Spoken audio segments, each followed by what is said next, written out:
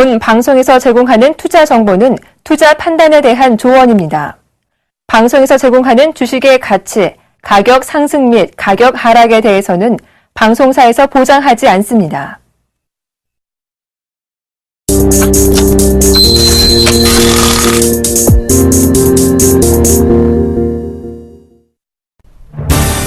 온라인 주식거래 점유율 1위인 키움증권이 카카오톡과 연동한 서비스를 시작하기로 하면서 국내에도 소셜 트레이딩 시대가 본격적으로 열릴지에 관심이 모이고 있습니다. 현재 키움증권뿐 아니라 미래에셋증권, 한국투자증권, 대신증권 등 주식 위탁 매매 고객이 많은 8개 증권사가 카카오증권 서비스 출범을 계획하고 있습니다. 생산과 소비 판매, 투자 등 주요 거시지표가 2월 일제히 하락했다가 한 달 만에 다시 반등했습니다. 다만 선행지수 순환 변동치, 건설 수주 등 경기 선행지표가 감소한 점이 향후 경기 회복 국면의 긴장 요인으로 작용할 전망입니다. 통계청이 오늘 발표한 3월 산업활동 동향을 보면 전체 산업 생산은 전월 대비 0.4% 늘어 2월 이후 다시 증가로 돌아섰습니다. 국내 제조업체 체감 경기가 석 달 연속 개선됐습니다. 그러나 대기업의 체감 경기는 호전된 반면 중소기업은 오히려 악화됐습니다. 이달 제조업의 업황 BSI는 82로 전달보다 1포인트 상승했습니다. BSI는 지난해 10월부터 올해 1월까지 하락세였다가 2월에 상승세로 반전했고 3, 4월에도 오름세를 보이고 있습니다. 금융당국이 김승유 전 하나금융지주 회장에 대해 집중적으로 들여다보는 것으로 확인됐습니다. 금융감독원은 최근 하나캐피탈과 하나금융지주에 대한 제재를 계기로 김승유 전 회장의 미술품 구입, 거액의 특별퇴직금과 고문료에 대해 면밀히 점검하고 있고 이와 관련해서 하나은행 종합검사는 마무리가 됐고 제재 수위 등을 저울질하고 있습니다.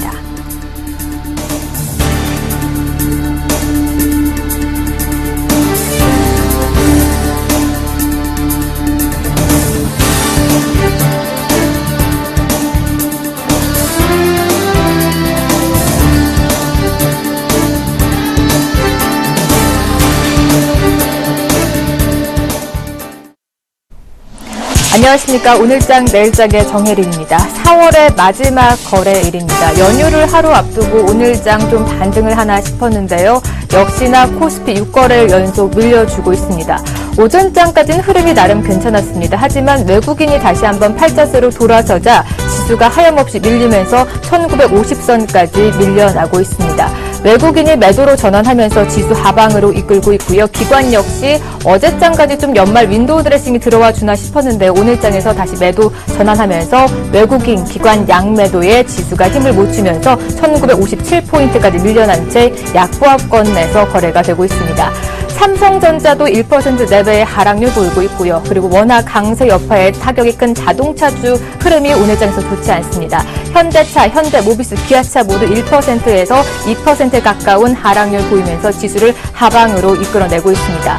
평이 이렇게 부진하다 보니까 오늘 아우가 좀 힘을 내주고 있는데요. 코스닥 시장은 반면의 흐름이 좋습니다. 3거래일 연속 상승 기조 이어나가면서 수급 주체가 뚜렷하진 않지만 외국인과 기관의 양 매수 나오면서 559포인트, 오늘 다시 560포인트 안착을 시도할 전망입니다.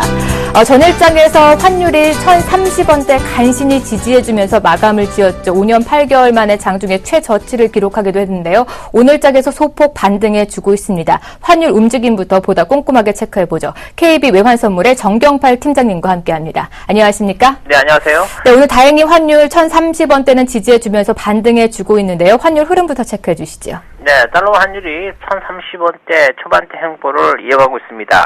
오늘 서울 외환시장은 어제 종가 대비 10전이 상승한 1,030원 70전을 개정했고요.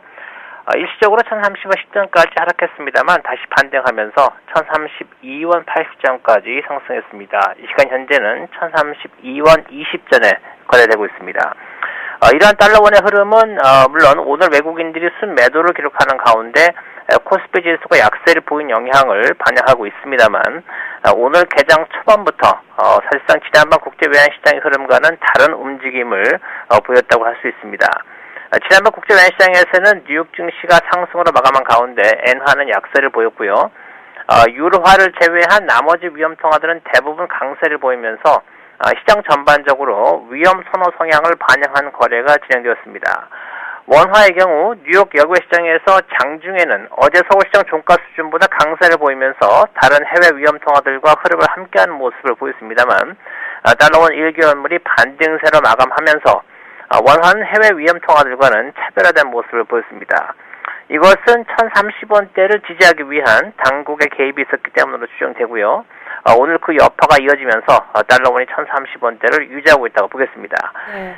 지난밤 뉴욕 여객시장에서 달러원 1개월물이 1030원, 현물 환율을 환산해서 1028원 30전까지 하락했기 때문에 이미 사실상 1020원대 진입한 것이라고도 볼 수 있겠습니다. 네, 여객시장에서는 이미 1020원대 진입하긴 했지만 당국의 개입 경계감으로 인해서 오늘장 1030원대는 지지해주고 있습니다.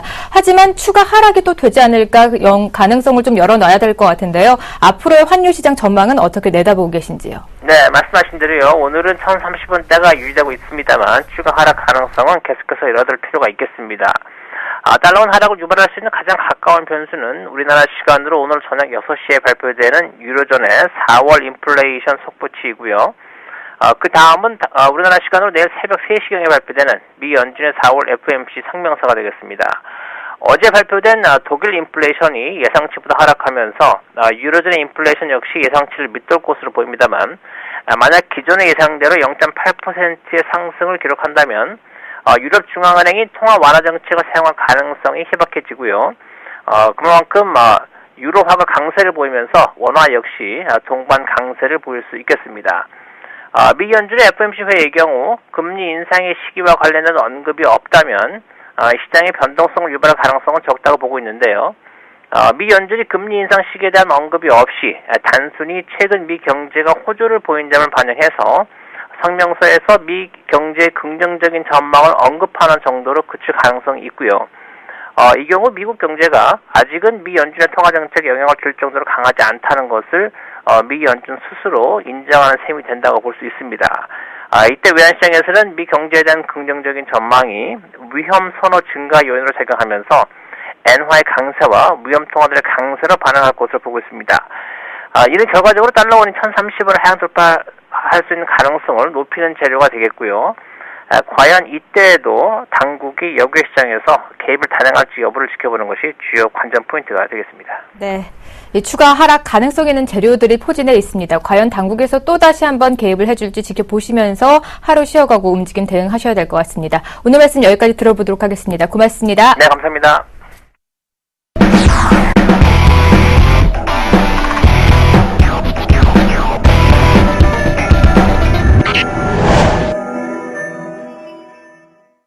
오늘 장에서 떠오르고 있는 이슈들 체크해보고요. 마감 전략도 세워드리도록 하겠습니다. 오늘도 IM투자증권의 김동섭 이사님 잘해주셨습니다. 안녕하십니까? 네, 안녕하세요. 네, 지금 미국 FOMC 회의가 열리고 있는데 부의장으로 지명이 된 사람이 나타났습니다. 벤 버네키 의장과 또 마리오 드라기 총재의 스승으로도 유명한 스탠리 피셔가 부의장으로 임명이 됐습니다. 이렇게 스탠리 피셔가 미 연준에 등장을 했는데요. 그 영향력은 어느 정도나 될까요? 상당히 클 겁니다. 오히려 자네 델런보다도 그 영향력은 상당히 크다고 보는데요. 좀 늦은 감 있죠. 왜냐하면 네. 스탠리 피셔가 상원은행위원회에 지명을 인준안을 해달라고 올라간 지가 2달이 넘었습니다. 네. 2-3달이 됐는데 이제서야 결정이 났는데요. 이 스탠리 피셔라는 사람 인물을 우리는 잘 봐야 됩니다. 그러니까 이스라엘 중앙은행 총재를 상당 기간 오랫동안 했고요. 이스라엘의 중앙은행이 금리나 전 세계적으로 가장 빨리 한 것도 이 피셔가 움직였습니다. 아주 적절한 시점에 제일 먼저 했었고요. 피셔가 지금 중요하게 생각해야 될 것은 전 세계의 중앙은행 총재들이 이 피셔의 밑에서 다 공부를 했어요. 마리오 드라기 총재, 연준의 벤 버네키 의장, 이런 사람들. 이 사람도 있고, 프랑스의 IMF 이코노미스트라고 블랑샤르, 이런 사람들. 또, 이 사람들이 왜 중요하냐? 전 세계를 주무르고 있는 사람들인데, 지금까지는 피셔한테 조언만 구할 수 있는 정도였죠. 근데 이제는 나란히 가야 되는 그런 상황이 발생했죠. 경제통령인 자네 델런 입장으로서도 피셔를 무시 못합니다. 또, 이 연준 의원들 중에 대부분이 피셔한테 수업을 들은 사람이 많습니다. 그렇기 때문에 제가 왜 이 말씀을 드리냐면 지금 사실 자네 앨런이 연준 의장을 하고 있지만 거의 그 역할을 다 하지 못하고 있어요. 왜냐하면 연준 내에 매파가 많기도 했고 과거에 벤 버네키 의장이 연준의 의장이었을 때는 자네 앨런이 중간자 역할을 했어요. 근데 지금은 중간자 역할을 하는 사람이 없습니다. 실제로 벤 버네키 의장이 양적 완화라든가 오퍼레이션 트위스트라든가 이런 것들을 전부 다 설계하는 과정 속에 핵심 인물이 누구냐면 자네 앨런이었거든요. 이 얘기는 무슨 말이냐면 연준 의장과 부의장과의 관계가 굉장히 긴밀하다는 거죠. 근데 지금 부의장이 공석 상태에서 있었기 때문에 사실 시장의 방향성을 좌지우지하는 데 있어서 중간자 역할을 하는 사람이 거의 없었습니다. 근데 이 벤 버네키보다도 더 비중이 큰 사람이 부의장으로 갔죠. 네. 근데 재밌는 것은 자네 앨런이 삼고초려를 했다는 겁니다. 이 사람을 지명하기 위해서 삼고초려를 했고 그가 받아들여서 지금 됐는데 이렇게 되면 연준 내에서 사실은 매파들도 함부로 자기 의견을 필요가 못합니다. 이 사람이 중간에서 조율을 하겠죠. 그다음 자네 앨런 의견을 상당히 반영을 할 확률이 높다. 물론 전체 수를 더 본다면은 매파 쪽의 수를 계산할 수 있겠지만 현재 시장에서 이 양적 완화의 실마리를 줬던 어떤 그 피셔가 중앙은행에서 제일 먼저 금리 인하를 했던 모습이 있다면 지금의 어떤 테이퍼링을 하고 금리 인상하는 시점에서는 이 피셔 역할이 굉장히 크다라는 거죠. 그렇기 때문에 사실 이번 FMC에서는 아마 참석하지 않았을 확률이 높은데 다음 FMC 회의 때부터는 이 사람 역할이 굉장히 클 것이다. 그렇다면 혹시나 제가 이제 기대하는 것은 자네 앨런이 비둘기이기 때문에 그 비둘기 색깔을 머리만 비둘기가 아닌 진짜 비둘기의 역할을 하게끔 유도해주지 않을까라는 기대감이 사실 막연히 작용을 하고 있습니다. 그렇지만 그거는 뭐 좀 더 지켜봐야 되겠죠. 허나 중요한 것은 연준이 한쪽으로 쏠리는 현상, 그러니까 연준의 어떤 그 매파로 쏠리는 현상이 이제 일단 멈출 확률이 높기 때문에 향후 연준의 어떤 행보가 상당한 어떤 모습을 좋은 모습을 보이지 않을까라는 생각을 해봐야 될 것 같습니다. 네. 스탠리 피셔의 연준의 영향력은 매우 크면서 자넷 앨런을 잘 보좌해주면서 좀 비둘기색을 완전히 입혀줄지 아니면 매파 성격이 강했던 연준 내 분위기를 좀 중재해 나갈지 이런 영향력을 보셨는데요. 하나 또 걱정인 게 이렇게 영향력이 강하다면 자칫하면 좀 자넷 앨런이 꼭두각시로 전락하게 되지 않을까도 걱정이 되는데 이 부분은 어떻게 체크하고 계신가요? 네, 가능성은 충분히 있죠. 왜냐하면 피셔의 영향력이 너무 크기 때문에 자넷 앨런의 어떤 통제력에 있지 못한 다른 연준 의원들이 피셔한테 다 붙을 수도 있죠. 근데 이 미국이란 나라는 의장과 부의장의 관계가 상당히 그 무슨 뭐 당으로 나눠지는 게 아닙니다. 그렇기 때문에 부의장이 의장을 상당히 보좌할 확률이 상당히 높고요. 또 하나 중요한 것은 이 피셔 연준 의장은 앞에서 말씀드렸지만 자넷 앨런이 지명을 했어요. 그것도 몇 번을 찾아가서 도와달라고 했기 때문에 가능했다라고 본다면 아마 그 연준 내에서의 불협화음은 없을 확률이 높다라고 봐야 될 것 같고요. 저는 사실 그 자넷 앨런의 기대가 굉장히 컸던 사람 중에 한 명인데 자넷 앨런이 저한테 너무 실망을 줘서 네.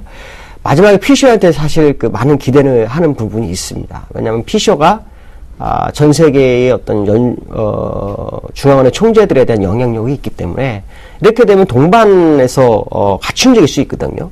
실제로 연준은 아시겠지만 지금 테이퍼링을 하고 있어요. 테이퍼링을 하는 과정 속에서 지금 BOJ라든가 ECB가 경기 부양을 하고 싶어도 이런 뭐 테이퍼링 때문에 사실은 경기 부양을 못 하고 있습니다. 경기 부양 했을 경우에 그 영향력이 테이퍼링으로 인해서 다 감소하거나 약간 낮아질 수 있는 문제가 생기기 때문에 이게 이런 부분이 있는데 피셔하고의 연계성이 있다면 오히려 그들이 그 ECB가 충분히 경기 부양할 수 있는 기회를 피셔가 마련해 줄 수도 있고요.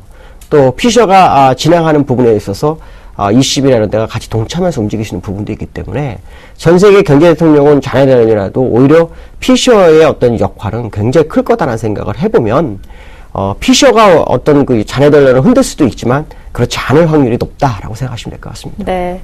다소 좀 신임 의장으로서 실수를 범했던 부분을 스탠리 피셔가 잘 보좌해줘서 좀 연준이 한편으로 좀 더 튼튼하게 되는 계기가 될 것 같은데요. 그렇다면 지금까지 연준에 이렇게 공석이 많다 보니까 실질적인 구체적인 지표를 제공하지 못했는데 이번에는 좀 구체적인 선제 가이던스를 좀 제시할 수 있을지도 궁금해지거든요. 제가 이제 연준에 좀 아쉬운 것은 뭐냐면 그 자넷 앨런이나 모든 연준 의원들이 공통적으로 한 얘기가 뭐냐면 실업률의 6.5%를 일단 이것은 지표로 아니다 얘기가 나오면서 여러 지표를 본다고 계속 했어요. 근데 구체적인 선제 안내가 나오질 않죠. 그러면 시장은 방향키를 가지고 있지 못한 겁니다. 그러니까 배로 말하면 조타수가 없는 거죠. 어떻게 보면. 네. 아니면은 뭐 등대가 없는 경우도 그렇게 표현할 수도 있죠. 그렇다면 결국에서 이제 구체적인 선제 안내 가능성이 이제 나올 수 있지 않겠느냐는 생각을 한번 해볼 필요성이 있을 것 같습니다. 특히 공석을 메운 사람들이 거의 비둘기파입니다. 그러니까 자녀들이 들어갈 때 거의 다 매파였는데 거기서 이제 그 퇴임하거나 자리 비어 공석이 생겼던 자리를 메우는 게 다 비둘기파기 때문에 이렇게 되면 이제 그 조율자가 나타나서 아마도 그 자녀들려나 완전 고용 얘기를 굉장히 많이 하고 있습니다. 그리고 다른 어떤 매파위원들은 인플레이션을 많이 얘기하고 있거든요. 실업률은 지금 다 왔으니까 인플레이션을 가자 뭐 이런 얘기가 있었는데 이 부분 조율을 충분히 하지 않겠느냐. 그렇다면은 구체적인 선제 안내 가능성이 제기될 수 있다. 이렇게 판단을 하고 있고요. 다만 이번 FOMC에서는 좀 가능하지 않을지 모르겠습니다. 왜냐하면 어저께 인준안이 통과가 됐기 때문에 활동은 아마 다음 달부터 하는 게 높거든요. 그래서 아마 이번까지는 현재 기조 테이퍼링 백업을 하고 뭐 시장 방향성을 제시하겠지만 다음 FOMC는 시장에서 기대치가 굉장히 커질 수 있다라는 생각을 해봐야 될 것 같고 그때 아마 자녀들을 도운다면 완전 고용 쪽 노동 참여율이라든가 이런 거를 감안한 실업률 그렇게 해서 5.5% 정도 이렇게 나올 수도 있지 않을까. 그렇다면은 만약에 노동 참여율을 포함한 5.5%가 만약에 다음 달에 나왔다. 그러면은 이 시장은 완전히 호재로 작용하죠. 왜냐하면 이 완전 고용에서 어떤 구직포 비자가 들어온 상태에서 5.5%면 절대로 실업률이 떨어지지 않습니다. 웬만해서는 떨어지지 않습니다. 0.1% 이런데 몇 개월 걸리죠. 그렇다면 결국 미국의 금리 인상 시점이 2016년 이후로 물러갈 것이다라는 것을 누구나 깨닫게 되기 때문에 그 시장은 상당한 어떤 폭발력을 가질 수 있다라는 생각을 할 수 있죠. 그렇기 때문에 구체적인 선제 안내가 어떤 내용이 나오는지를 꼭 확인해야 될 것이고요. 그게 지금 현재보다는 오히려 다음 피셔가 FOMC 회의 참석했을 시점 그 시점이 가장 중요하지 않을까라는 생각을 해봐야 될 것 같습니다. 네, 이사님 얘기를 듣다 보니까 다음 달 FOMC 회의가 좀 더 기다려지게 됩니다. 우리 시장 얘기로 넘어가 보도록 하겠습니다. 2000선 안착만 바라보다가 지수가 하염없이 밀려나고 있습니다. 6거래일 연속 하락세 이어나가고 있는데 좀 기술적으로 본다면 61선 지지해 줄 수 있을까요? 현재로서는 60에서 일단 깨졌죠. 장대 음봉으로 무너지고 있는 모습입니다.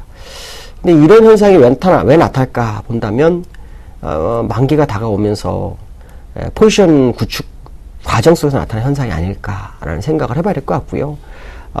지금 딱 60일선은 일단 이탈이 된 상태입니다. 물론 오늘 장중에 플러스권으로 가는 60일선 위로도 올라가겠죠. 이것은 뭐 지켜봐야 됩니다. 그렇지만 수급적으로 보면 지금 그 외국인과 기관이 현물에서 동시에 매도를 하고 있습니다. 쌍끌이 매도가 나오고 있기 때문에 수급적인 압력은 하방을 지금 만들어주고 있다라고 봐야 될 것 같고요. 수량으로 보면 외국인은 사고 있어요. 이렇게 되면은 대형 물량을 팔아서 중소형주로 가고 있다라고 판단밖에 안 쓰는 거거든요. 그렇다면 지금 실제로 주가를 내리는 거는 기관이라는 것을 알 수 있기 때문에 기관의 의도가 굉장히 중요하지 않나라는 생각을 해봐야 될 것 같고요. 현재 제가 보는 견해로는 외국인들이 누르고 있지만 외국인들 시장을 떠나고 있는 것은 아니다라는 생각을 하고 있습니다. 그것은 환율에서 나타나고 있는 거죠. 만약에 외국인들이 정말 나갈 것 같다면 환율이 수출 내고 물량이 아무리 많이 나와도 환율이 절대 안 떨어집니다. 생각을 해보십시오. 외국인들이 높은 가격에 팔려고 할 것이고 수출을 내고 물량인 사람, 수출 기업들 같은 경우는 좀 더 높은 가격에 팔려고 하겠죠.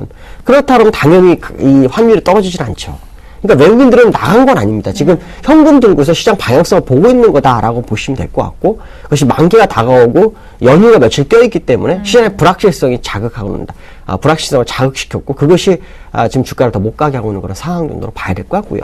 기술적으로는 60일선을 너무 의미를 부여하지 않았으면 좋겠습니다. 왜냐하면 60일선이 우상향하고 틀면서 약간 눌리는 과정이기 때문에요. 이런 경우는 이제 5일선이 20일선 부분에서 되돌리거나 60일선으로 되돌리거나 이런 모습이 가끔 나오는데 20일선에서 실패를 했거든요. 60일선에서 되돌림이 나오는지를 확인해야 되니까 결국 지금 오늘 이후로 거래일수리 한 5일 정도는 시장에서 관망 모드로 볼 필요성이 있다라고 말씀드릴 수 있고요. 사실은 지금 주가가 여기서 요만큼 내렸지만 벌써 이 보조지표는 과매도 국면이 들어왔어요. 네. 그 얘기는 저점 대비로 주가가 올라온 상태에서 조정의 깊이가 저점 대비로 낮은 상태에서 과매도가 들어오면 주가는 다시 되돌리는 성향이 굉장히 빠르게 나옵니다. 그렇기 때문에 다음 주가 상당히 좀 기대될 수 있다라고 봐야 될 것 같습니다. 네, 그렇군요. 오늘장 외국인의 수급에 의해서 하락 반전되다 보니까 좀 걱정이었는데 외국인은 우선 관망 자세고 문제는 기관이다라고 하셨습니다. 오늘까지 기관의 윈도우 드레싱 움직임이 없습니다. 그렇다면 2월 되는 건가요?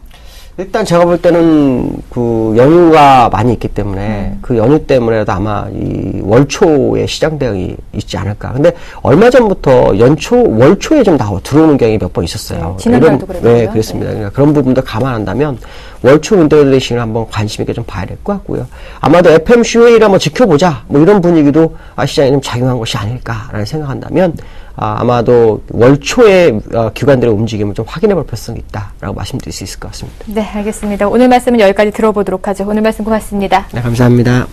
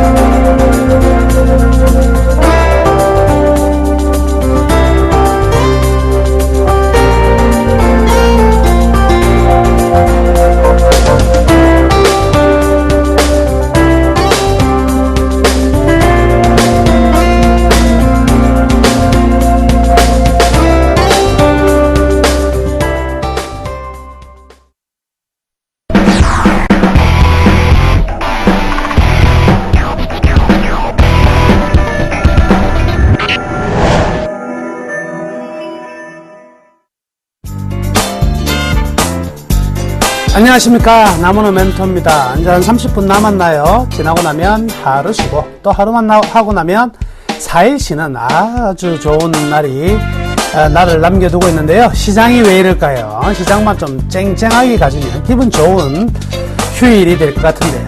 그거에 너무 얽매이지 말자. 프리하게 우리는 여유를 가지고 투자를 해야 된다. 그래야 이긴다. 이렇게 다시 한번 말씀을 드립니다. 오늘은요, 특징주로 어떤 종목을 가져왔냐면, 개인 투자자들이 아주 좋아하는 종목입니다. 왜? 무지하게 떨어졌거든요. 20만원 가던 주가가 엄청나게 떨어졌으니까, 우리 개인 투자자들이 가장 좋아하는 종목, 많이 떨어진 종목 있죠? 네, 삼성 엔지니어링 가져왔습니다. 삼성 엔지니어링이 모처럼 만에 오늘도 좀 강세를 보여주고 있어요. 2.5%가량 상승하면서 77,000원 기록되고 있는데, 삼성 엔지니어링이 왜 이렇게 강세 흐름이 잘 나타나고 있느냐, 이 부분을 좀 살펴봐야 될 것 같아요. 우선은요, 2분기 연속 흑자를 기록했습니다. 즉 뭐냐면 작년 4분기와 그리고 올해 1분기, 2분기 연속. 작년 2013년에는 삼성 엔지니어링이 1조 클럽에 가입했잖아요. 어떤 1조요? 손실 1조 클럽에 가입해서 충격의 도가니로 들어갔었는데, 웬걸 4분기부터 실질적으로 회복되는 흐름들이 나타나고 있었다.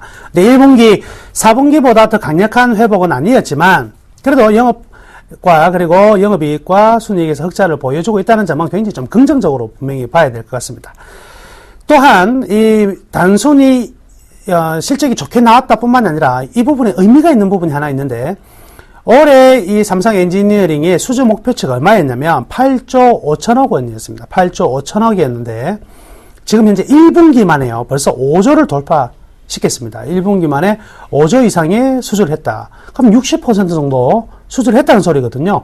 올해 장사 다 했네요. 그렇죠? 이 부분은 굉장히 의미가 있다. 물론 2분기에는 이제 1분기 수주를 많이 하고 2분기에는 어떤 식으로 흘러갈 것이냐면 아무래도 내실을 다지는 쪽으로 분명히 갈 가능성은 분명히 크다고 생각합니다. 그래서 적정한 파이와 그리고 그에 따르는 내실 다지기 이런 부분들은 굉장히 의미 있는 부분이 아니겠나 이렇게 봐야 되겠네요. 수급적인 부분을 보면 올해 들자 말자요. 올해 1월달부터 외국인들의 매수가 굉장히 강했어요. 지속적으로 계속 매수기 한 번도 중간에 한 며칠 동안 파는 이런 흐름이 나오지 않았고 굉장히 안정된 매수 기조를 보여왔다. 그리고 최근 들어서는요, 이 공매도가 굉장히 많았었잖아요. 올해 2월달, 3월달 계속적으로 공매도 부분이 굉장히 많았었는데 공매도가 급격히 줄었어요. 그러니까 주가의 변동성이 상당히 좀 작아진 부분이 있겠죠.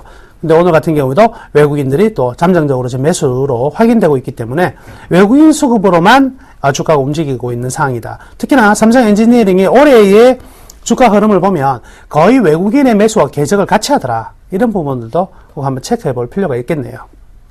자, 핵심 포인트는요. 일단 중동 지역에만 그간엔 공사들이 좀 머물렀었는데 이 부분에 대해서 사업 지역을요 굉장히 다각화를 하겠다는 쪽으로 경영진이 피력을 했습니다. 그래서 또한 이제 LNG 플랜트라든지 그리고 기본 설계 등의 새로운 시장에 대한 먹거리들을 이제부터 본격적으로 찾아갈 것이다. 여기에 대한 부분들 어떤 성과가 나올지가 올 한 해의 핵심 관찰 포인트가 될 것이고요. 그리고 지금 이야기 나오는 게 바로 이거죠. 경영진에서는 이렇게 이야기를 했습니다. 삼성 지금 이제 직원들 사이 그리고 제가 먼저 지난번 1월 달부터 말씀해드린 내용 중에 혹시 기억하십니까? 삼성의 지배 구조가 계속 개편이 되는데 여기에서 삼성중공업의 건설 부문은 벌써 에버랜드로 넘어갔거든요. 근데 에버랜드 넘어가서 나중에 그게 에버랜드에서 삼성물산으로 들어갈 가능성이 굉장히 높은데 삼성 엔지니어링은 두 개의 사업 부문이 딱 겹쳐 있어요. 하나 뭐냐면 건설 엔지니어링 쪽에서는 삼성물산과 겹쳐 있는 부분이고 그리고 플랜트 쪽에서는 이 삼성중공업과 걸쳐 있는 부분이 있거든요. 그렇기 때문에 이 삼성 엔지니어링이 앞으로 이 방향이 어떻게 될 것인가 굉장히 궁금할 수밖에 없고 저는 뭐라고 얘기했습니까? 엔지니어링 특히 이제 플랜트 쪽은요 향후에 글로벌 성장의 먹거리입니다. 굉장히 중요한 부분이거든요. 여기에 대한 시너지 효과가 확실하게 나타나려면 저는 삼성 엔지니어링을 반을 뚝 쪼개가지고 엔지니어링은 어디 쪽으로 삼성중공업으로 가면 되고 건설 부문은 건설 엔지니어링 부분은 삼성물산으로 가면 확실한 시너지가 나올 것이다. 이렇게 계속 말씀해 드렸는데 거기에 따라서 또 회사의 직원들은 좀 불안감을 느끼는가 봐요. 뭐 이러한 루머가 있다. 저로부터 시작되는 루머인지 모르겠지만 저는 그렇게 되었으면 좋겠다라고 얘기한 거지. 그렇게 된다고 루머를 퍼뜨린 적은 없어요. 자, 여튼 경영진에서는 아니다. 여튼 뭐 거기에 대한 우려는 너무 갖지 마라. 그래놓고 한마디 한 게 뭐냐면, 여튼 뭐 삼성의 계열사들 간에 계속해서 좀 협력을 강화해서 시너지 효과는 분명히 내야 된다. 이렇게 얘기를 했어요. 그러면 안 한다는 소리입니까? 한다는 소리입니까? 확실하게 하지 않는다. 우리 합병 안 한다. 이렇게 공지를 안 했거든요. 근데 그런 가능성은 분명히 열려 있다고 저는 생각을 한다는 거죠. 또 열려 있다고 보다도 이런 식으로 된다면 좀 더 좋은 시너지 효과가 나타날 것이다 라고 저는 이야기를 하고 있는 것입니다. 그래서 이 가능성들에 대한 것도 아직 완전히 배제된 것은 아니다. 이 부분은 역시 핵심 포인트가 될 것 같고요. 자, 향후 전망을 보면 일단 뭐 지역별 다변화가 굉장히 중요한 것 같습니다. 여기에서 잘 좀 진행이 중이라고 봐야죠. 이번 1분기도 마찬가지고요. 중동에서만 이렇게 매진했던 부분이 결국 뭐냐면 중동의 부실, 그렇죠? 이 부실 사업장들이 굉장히 애를 많이 먹였는데 이제 어떻게 되면 포트폴리오를 다각화시키는 거죠. 중동뿐만 아니라 남미라든지 CIS라면 소련 연방에서 분리된 15개국 CIS라고 보통 얘기하죠. 그 국가들 뿐만 아니라 아프리카, 미국 이런 쪽으로 이제 지역을 다각화함으로써 전체적인 이익 구조를 수익 구조를 안정화를 가져가는 이런 흐름들로 확대가 되고 있다. 이 부분들은 올 한 해도 계속해서 전망을 본다면 좀 기대치가 있다. 이렇게 볼 수가 있겠고요. 다음 이제 악성 사업장 부분인데 이 플랜트 같은 경우는 항상 그렇습니다. 그렇죠? 제가 지난 금요일인가요? 네, 대박 플러스 시간을 통해 가지고 이런 수주업의 가장 큰 특징들을 이야기를 했었는데 시제품을 만들 수 없다 그랬죠. 새로운 거를 도전하게 되면 거기에 대해서 반드시 수업료를 안 낼 수가 없어요. 한번 만들어 보면서 그 안에서 쌓이는 경험이라든지 원가 상승 능력들이 올라가는 것인데 어쩔 수 없이 수업료를 냈습니다. 수업료를 냈다는 것은 이제는 어떠냐면 제대로 된 원가 상승을 할 수 있다는 것이고 제대로 된 경험 축적으로 인해서 공기를 일정한 기간 내에 맞출 수가 있다는 거죠. 지금 삼성 엔지니어링이라든지 삼성중공업이라든지 우리나라 조선업들이 지금 저가 수주의 부분이 어디서 터져 나왔냐면 실질적인 공기에서 특히 이제 플랜트 쪽에서는요, 2년 공기인데 3년이 걸리더라. 이 부분이거든요. 즉 뭐냐면 2년 만에 안 되는 건데 될 줄 알았다는 거죠. 근데 한번 해보고 나서 아니구나. 이러면 어떻게 되죠? 다음에는 제대로 공정이 나온다는 거죠.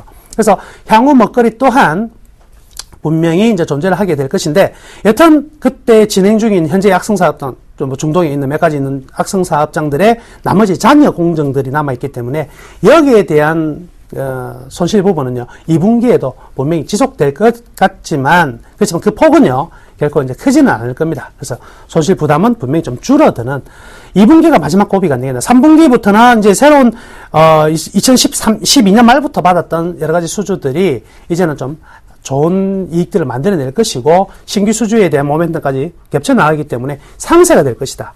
이렇게 보면 되겠네요. 즉 마지막 고비는 삼성 엔지니어링 기업 차체 측면으로 본다면 이번 2분기 내가 마지막 고비라고 볼 수 있고요. 3분기부터는 이제는 조금씩 완전한 기업적인 측면에서도 회복이 나타나지 않을까 이렇게 기대를 합니다. 자, 그러면 현 시점 이러한 내용들을 가지고 있는데 우리는 어떻게 이제 이 종목을 매수할 것이냐, 매도할 것이냐, 보유할 것이냐를 판단해야 되겠죠. 밸류밴드 차트 보시면은요. 지금 내재 가치와 시장 인정 가치를 고려해 봤을 때 8만원 선, 저 밑에 적정 주가 동그라미 나와 있는 부분이죠. 8만원 가치가 적정 주가의 가치입니다. 그래서 그 적정 주가 이하는 저평가 가격이라고 볼 수가 있고요. 그렇다고 본다면 지금 77,000원대 움직임이 나오고 있는데 금요일 날 또 같은 경우는 주말 효과, 연휴 효과도 있고요. 그리고 다음 주 같은 경우에도 연휴 지나고 나서의 불확실성이 있기 때문에 한 75,000원 정도만 들어오면 매수해도 뭐 크게 높은 가격에 산 건 절대 아닌 것 같아요. 그래서 75,000원대부터는 분할 매수로 대응하면 좋겠다. 이렇게 말씀해 드리고요. 1차 목표가는요, 일단 3개월 정도만 보면 좋을 것 같아요. 왜냐면 3개월 뒤에는요, 삼성 엔지니어링이 확실한 변화가 많이 나타나 있을 것 같습니다. 뭐 합병에 대한 이야기들도 궁극적으로 어떤 뭐 지표가 나올 것 같고요. 그리고 악성 사업장이라든지 그리고 또는 지역 다각화에 따른 이 모멘텀들도 한 3개월 정도 지나고 나면 어느 정도 가시화가 될 것이라는 거죠. 성공이냐 실패냐. 가시화가 된다면 주가의 어떤 상승의 목표 가격 그리고 하락의 지지점 이런 것들이 달라질 수밖에 없겠죠. 그래서 3개월 정도만 목표가를 잡도록 하겠습니다. 3개월 목표가는요. 10만원 잡겠습니다. 10만원. 3개월 목표가 10만원. 즉 75,000원대 만약에 매수를 해서 10만원까지 간다면 3개월 동안 수익률이 굉장히 많이 날 수 있다는 것이고요. 이는요. 지금 삼성 엔지니어링 자체가 주가가 급격히 실적에 대해서 급격히 반응하면서 떨어졌기 때문에 주가의 변동성이 커져 있는 상태거든요. 그래서 한번 또 상승을 하기 시작하면 가파른 상승도 나올 수 있는 자리가 아니겠나 이렇게 싶네요. 그래서 75,000원대 한번 공략해서 10만원대 한번 매도하는 걸로 한번 매매 전략 한번 짜보자 이렇게 말씀해 드리면서 오늘 특징주 Y 삼성 엔지니어링 정리하도록 하겠습니다. 자, 내일 휴일 잘 보내시고요. 금요일날 다시 특징주 Y 2시에 뵙겠습니다. 감사합니다.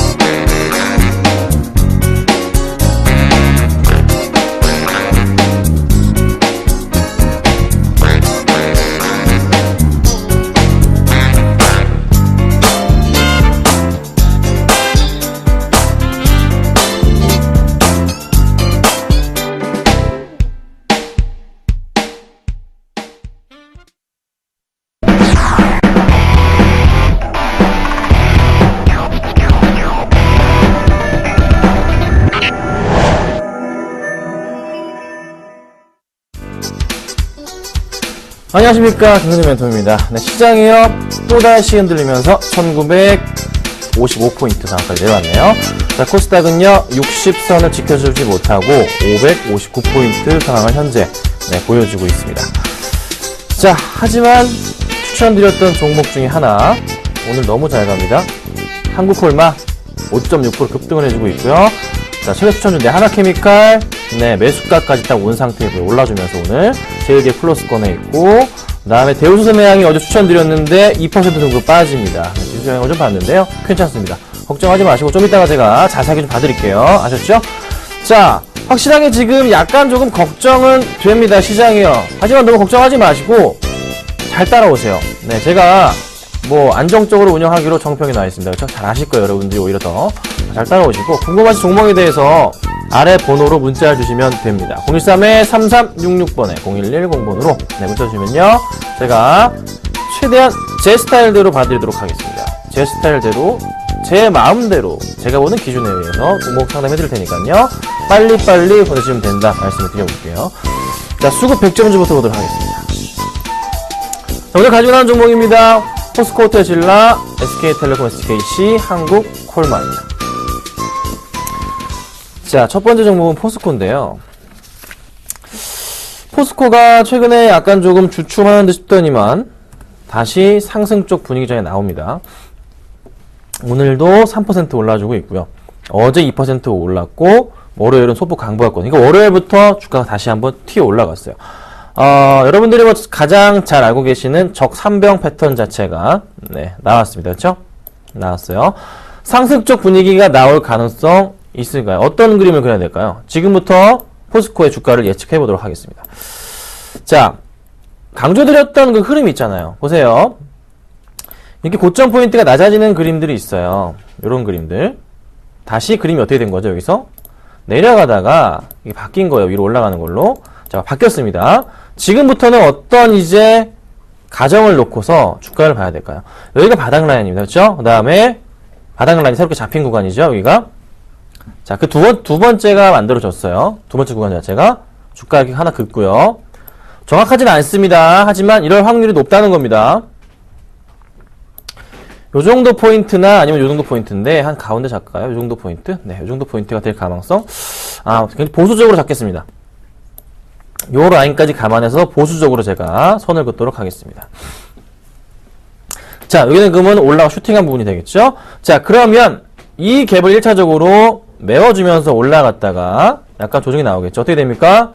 올라갔다가 약간 쉬었다 다시 올라갔어요. 슈팅했고요. 내려왔다가 다시 올라가고 약간 좀 여기서 조정을 거친 이후에 다시 조정을 받은 다음 다시 올라가는 그림.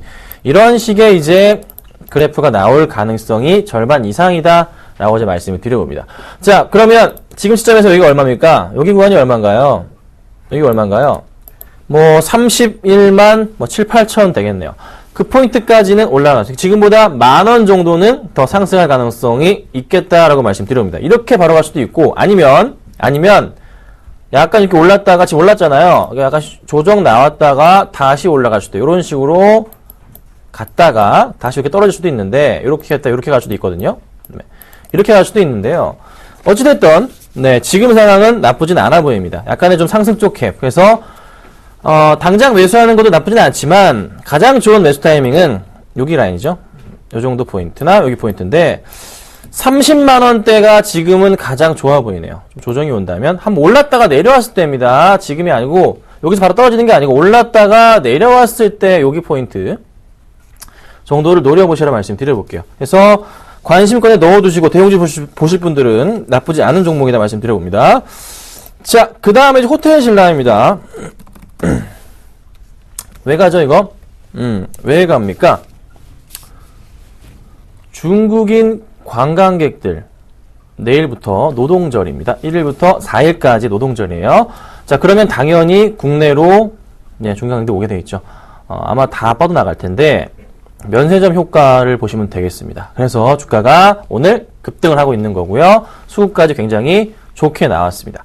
자, 호텔 신라 몇 번 얘기가 나왔던 종목이에요. 제가 항상 말씀드렸을 때 크게 밀렸을 때마다 반등을 줬다. 그래서 62일선 깨질 때마다 큰 반등을 줬던 기억 해야 된다 말씀을 드렸던 기억이 있고요. 그 포인트 나오자마자 오늘 제대로 올라가 버립니다. 더 갈 수 있을까요? 더 갈 가능성 높습니다. 수급은 굉장히 좋았고 더 갈 가능성도 있다. 하지만 얼마까지 볼까요? 전 고점 정도 좋겠네요. 9만원 정도? 조금 더 위? 한 9만원 정도 포인트가 들어오는데요. 그 정도 포인트. 지금 따라가기에는 좀 늦을 수도 있는데 말리지는 제가 않겠습니다. 잘 판단하시고 대응 부탁드리겠습니다. 자, 그 다음에 SK텔레콤이 또 걸렸어요. 자, SK텔레콤 많이 밀렸습니다. 많이 조정 받았고요. 지금 오늘 3% 정도 올라가는데 안 좋은 소식도 많고 좋은 소식도 많았습니다. 자, 그런데요. 최근 들어서 20만원 초반, 21만원에서 20만원 그 사이 구간에 이 사이 구간, 요 정도 포인트에서 굉장히 많은 보고서들이 쏟아져 나왔습니다. 보고서들을 조금 조합해 보자면요. 어떤 내용이 주를 이루냐면 비중 확대 구간이다라는 게 보고서들의 주를 이루고 있는 내용입니다. 자, 그러면 SK텔레콤 지금 열심히 사도 되는 구간인가요? 괜찮습니다. 자, 그러면 지금 현재 통신주도 비중 확대 구간인데 얼마까지 갈까요? 이렇게 올라가면. 지금 현재 크게 볼게요. 보세요. 여기 지금 현재 요 포인트 자체가 일자 박스 뚫고 올라갔다가 새로운 박스 잡히는 이런 구간인데 다시 여기 박스 잡히죠. 자, 최소한 이 포인트 구간 지금 손을 긋습니다. 제가 정확하진 않을 겁니다. 하지만 거의 뭐 22만원 정도 포인트 이상까지는 천천히라도 상승을 줄 가능성이 있습니다. 바로 가는 게 아니에요, 여러분. 한 번 더 말씀드리는데 바로 가는 게 아니에요. 맨날 말씀드리는데 여기서 여기가 한 달입니다. 이게 한 달이에요, 한 달. 지금 제가 세로로 긋는 줄이 한 달씩이에요. 절대 바로 안 갑니다. 여기 한 달이고요. 여기 한 달이에요. 절대 바로 안 간다고요. 한 달 이상 걸릴 수도 있어요. 더 짧을 수도 있지만 이렇게 안 간다고 막 뭐라 하시는 분들 주식하지 마세요. 아셨죠? 정신 차리시고요. 주식은 항상 급하게 가는 종목은 많이 없습니다. 천천히 가요. 특히 대형주들은. 그러니까 요 포인트 잘 보시고 조금 시간 여유 가지시고 길게 보시라고 말씀을 드려봅니다. 자, 그 다음 SKC입니다. 네, 요거는 놓쳤던 종목인데 굉장히 잘 가고 있어요. 큰 흐름에 좀 상승이 나와주는데요. 자, 오늘장 수급 보기 전에 최근의 수급입니다. 조금 이제 매수를 하고 싶었던 구간 자체가 있었는데 매수를 안 했지만 어쨌든 기관들은 계속 매수가 들어와 주고 있어요. 그러니까 전반적으로 외인들과 기관들이 힘을 합쳐서 개인들의 물량을 빼먹고 있습니다. 그렇죠? 물량이 어떻게 된다고 이게 무슨 그림이죠? 이렇게 개인에서 외인과 기관 쪽으로 이동이 나오는 그림이잖아요. 이게 좋다 말씀 항상 드리잖아요. 자, 그리고 또 하나 오늘 수급 보니까 외인들이 매수, 기관들이 매수를 잘 해주고 있어요. 그렇죠? 여기 좀 이전 자료 같은데 잠깐만요. 제가 바꿔볼게요. 어떻게 돼 있나 잠시 보겠습니다. 네, 똑같네요. 이렇게 들어오고 있습니다. 자, 그러면 수급적인 부분에 있어서도 좀 해결이 된 상태, 나쁘지 않아요. 근데 하나 걸리는 것은 전고점에 딱 맞아 떨어졌는데 오늘 음봉이 나옵니다.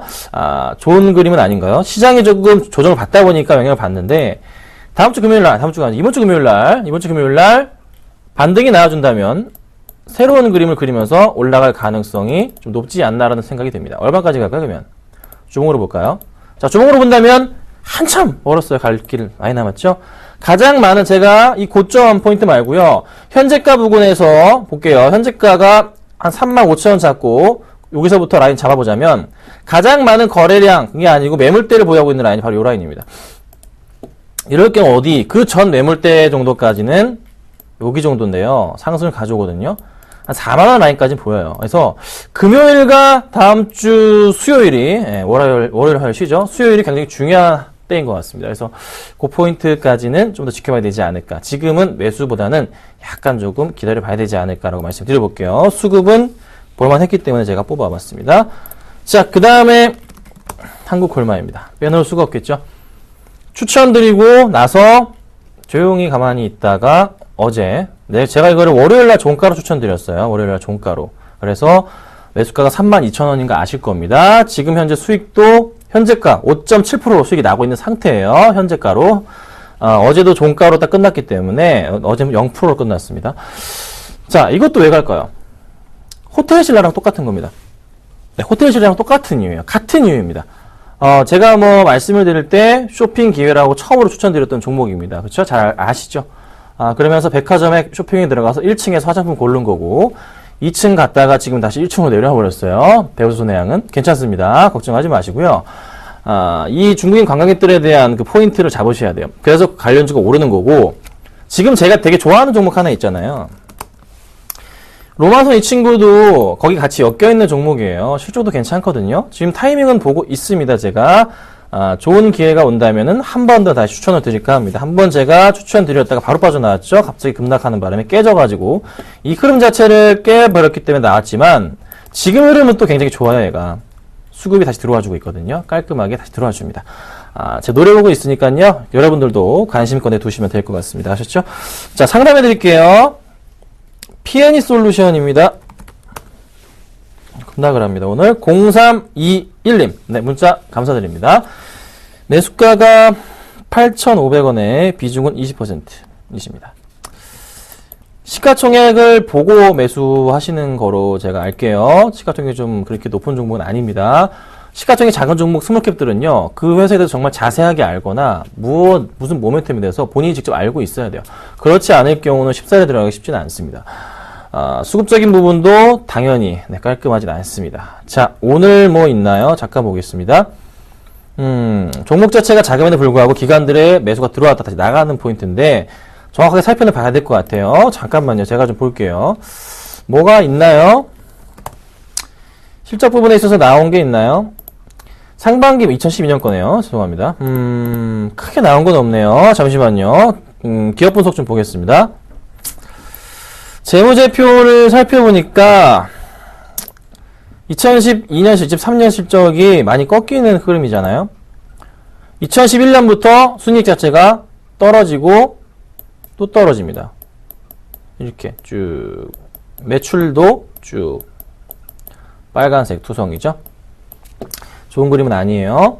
네, 뭐 상패 위험 같은 건 전혀 없습니다. 그런 건 걱정하지 마시고 약간 좀 흐름상의 문제인데 일봉으로 좀 볼까요? 바닥 라인으로 인식이 되는 구간 자체 억지로라도 잡아볼게요. 억지로 주봉으로 볼게요. 억지로 잡겠습니다. 제가 참 이거 대응하기 힘든 종목인데요. 억지로 잡아볼게요. 이 정도 포인트가 그래도 바닥 여기 밑꼬리가 잡히니까 이 정도 포인트를 어거지로 잡아봤습니다. 그러면은 어떻게 돼야 될까요? 어떻게 돼야 될까요? 여기서 밀렸다가 많이 밀렸는데 다시 올려놔야 돼요. 늦어도 언제? 당장 금요일부터 올려놔야 됩니다. 일봉으로 가서 금요일부터 올려놓지 않을 경우에는 지금 이 라인 자체가 깨지고 내려가는 라인에 거의 밀접하고 있는, 거의 근접했기 때문에 조심해야 되거든요. 많이 밀리더라도 7,000원은 보이는데 약간 좀 위험한 종목은 사실이에요. 네, 실적이 그러니까 개선, 뭐 적자였다가 흑자로 전환되는 그런 포인트가 보이던가 해야 되는데 그것도 아니고 올해는 실적 개선 사항이 있을 수 있지만 그래도 아직은 제가 확인을 해보지 못했기 때문에 조금은 주의를 해야 되지 않을까라는 판단이 됩니다. 네, 깨졌어요. 완전 깨져버렸거든요. 조심해야 될 것 같아요. 일단 제가 팔기도 좀 애매한 상황이신데요. 비중이 20%인데 조금은 비중을 줄여보시라고 의견을 드려보겠습니다. 굉장히 조심스럽게 말씀드릴게요. 잘 판단하시고 선택을 좀 하십시오. 제가 볼 때는 그렇게 좋지는 않습니다. 네, 이 정도까지 말씀드리겠습니다. 자, 그 다음 백산 보겠습니다. 백산이요. 벽산 말고 백산입니다. 7730님 백산 사셨습니다. 5,700원에 내서졌습니다. 자, 백산은요, 피혁 제품을 만드는 회사입니다. 뭐 나이키 쪽으로 납품이 들어가고 있는 회사, 리복도 있고 리복이 맞을 겁니다 아마. 네, 애매하긴 하네요. 하여튼 나이키 쪽으로 납품이 들어가는데 그 예전에 이슈가 돼서 주가 급등했던 이유 아십니까? 정말 속을 그 아이패드 케이스 쪽, 아이패드 케이스를 납품을 했었거든요. 그래서 주가가 한번 이슈를 받은 적이 있습니다. 자, 지금 최근 들어서 주가 흐름은 많이 상당히 밀려 내려가는 상태예요. 재밌는 그림 나오죠? 제가 항상 말씀드리는 그런 그림이 나옵니다. 볼게요. 차트가 어떻게 되고 있죠? 지금 내려갑니다. 내려가고 있어요. 이거 차트 보자마자 어떤 느낌 딱 드냐면 드셔야 돼요. 고점 포인트고요. 라인 갑니다. 평행하게 하나, 내려갈 땐 위에서부터라고 말씀드렸어요. 그리고 내려갑니다. 자, 요 포인트가 바닥 라인이죠? 그쵸? 맞죠? 다음 라인 어딜까요? 약간 조정을 거칠지언정 이렇게 올라갈 가능성 있습니다. 자, 그럼 매수가가 얼마? 5,700원. 가능성 있나요? 있네요. 조금 기다려봐도 되겠죠? 그렇죠? 자, 수급적인 부분 해소는 안 되고 있지만 연기금은 싼 마당에 매수를 해주고 있는 포인트 국가. 요거 뭔가 상승 쪽 분위기 나올 것 같네요. 조금만 기다려볼게요. 오늘도 수급이 꼬이긴 하는데 다시 반등 쪽 분위기 나와주면서 수급 다시 들어올 가능성이 높아 보이거든요. 그러니까 너무 걱정하지 마시고 기다려보자 말씀드리겠습니다. 차트 움직임 살아있다는 거 말씀드릴게요. 자, 그리고 현대자동차 빨리 보겠습니다. 자, 현대차 246,000원. 네, 제가 기아차를 말씀드렸는데 현대차부터 기아차를 제가 항상 강조드리는데 기아차는 뭐 매수 가능 구간이고요. 현대차 같은 경우는 나쁘진 않은데요. 현대차를 볼게요. 246,000원이시잖아요. 좀 장기적으로 보셔야 돼요. 그러니까 이 라인, 제가 지금 선을 긋는 이 마법의 라인입니다. 정말 이름을 짓고 싶네요. 제가. 네, 기가 막히게 맞아 떨어지지 않나요? 바닥 라인에서. 자, 그럼 지금부터 어떻게? 바닥 라인이죠? 그쵸? 어떻게 될까요? 상승 분위기 나올 가능성 높습니다. 팔아야 됩니까? 아닙니다. 결론은 홀딩 하시면 됩니다. 장기적인 관점에서 현대차 다시 전고점 뚫고 크게 갈 가능성 높다는 거 참고하시고 홀딩 의견 드리겠습니다. 걱정할 필요 없으세요. 잘 두고 가십시오. 비중 40% 괜찮습니다. 아셨죠? 자, AS 좀 바로 할게요. 오늘 한 종목 빼겠습니다. 지금 갖고 있는 종목이요. 인시스 있죠? 걱정 안 합니다. 제가 웬 똥꼬집이 아니고요. 걱정 안 합니다. 가져갈 거예요. 지독합니다. 가져갑니다. 자, SK 브로드밴드 빼겠습니다. 실적이요. 나왔는데 굉장히 마음에 안 듭니다. 어닝 쇼크입니다. 빼도록 하겠습니다. 1분기 실적 굉장히 안 좋기 때문에 정리해 주십시오. 오르던 말던 정리를 조금 해 주시자. 제가 아까 작가님한테는 그냥 가만히 놔두자고 했는데요. 아닙니다. 정리해야 됩니다. 정리를 해 주세요. 작가님 죄송합니다. 정리해 주시고요. 자, 그리고 제1기획 홀딩하고요. 하나케미칼 다 올라왔어요. 홀딩 하시고요. 그 다음에 이제 들고 있는 게 한콜마죠. 6% 가고 있어요. 걱정 마시고. 대수조 내양이 약간 조금 밀리긴 하지만 저는 오히려 매수 기회라고 판단됩니다. 네. 대수조 내양 없으신 분들은 이참에 10%씩 한번 매수 주시면 좋을 것 같네요. 아셨죠? 자, 오늘은 제가 추천주를 준비 안 했습니다. 시장이 갑자기 꺾이기 때문에 현금이 날 것 같아서요. 준비를 안 했고요. 금요일날 드릴 수도 있겠죠. 그래서 금요일 방송 때 잘 보시면 좋은 수익 나오지 않을까 좀 판단이 됩니다. 걱정하지 마시고 잘 보시면 될 것 같고요. 하나 제가 이제 빼먹은 게 있는데요. 자, 제가 아직 요게 만들어지진 않았는데 말씀드려볼게요. 6월이 다 돼가지고요. 5월 31일하고 6월 1일 요때 있죠. 예, 그 토요일 일요일 날 제가 드디어 강연회가 잡혔습니다, 여러분. 요거는 이제 아마 강연회 하기 한 2, 3주 전부터 방송에 나갈 건데요. 먼저 잠깐 말씀드려보자면 강연회를 그때 해서 제가 굉장히 준비를 많이 해갈 겁니다. 원래 5월 달에 잡혀 있었는데 약간 미뤄졌어요. 순서가 있어가지고. 그래서 대구 가고 부산 가고 다 갑니다. 대구, 부산 갈 거예요, 여러분. 저를 보실 분들은 그때 오시면 되고요. 제가 정말 최고의 종목들로 준비를 해서 갈 겁니다. 제가 이전에 가치주라고 준비하면서 많은 종목들을 여러분들한테 드린 적이 있어요. 방송에서. 몇 가지 종목 보여드릴까요? 자, 먼저 서산이라는 종목을 기억을 하실지 모르겠습니다. 이게 제가 12년 말, 2013년 1월이네요. 1월 달에 이때 주식쇼 스트라이크를 하면서 제가 추천을 드렸던 종목인데, 여기 앞인데요. 이때예요. 이런 100%의 상승을 바로 보여드린 적이 있고, 그때 또 말씀드렸던 종목이 부산방직이라는 종목인데요. 그 당시에 같이 말씀드렸습니다. 잘 아실 거예요. 요 정도 포인트에 말씀드렸는데, 이거 1년, 2년 가져가야 된다 말씀드렸습니다. 몇 배 올랐습니까? 이때부터 해서 3배 올랐습니다. 그렇죠? 또 하나 있어요. STI, 그때 또 말씀드렸던 거예요. 장기 가치주로. 요때 마찬가지로 2,500원에서 지금 9,400원.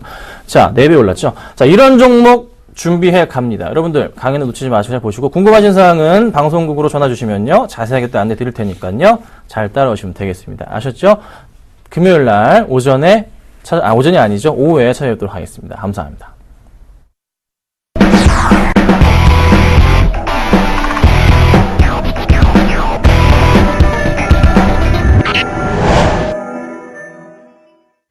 네, 마감 6분여 앞두고 있는데요. 코스피 지수 보면 마감 들어서 좀 낙폭을 많이 만회하려고 안간힘을 쓰고 있는 모습입니다. 현재는 1960포인트 아래에서 움직여주고 있는데 1957포인트까지는 올라선 모습인데 마감 종가 어떻게 확인될지 체크해 보시고요. 코스닥은 오늘도 3거래일 연속 상승세 이어나갑니다.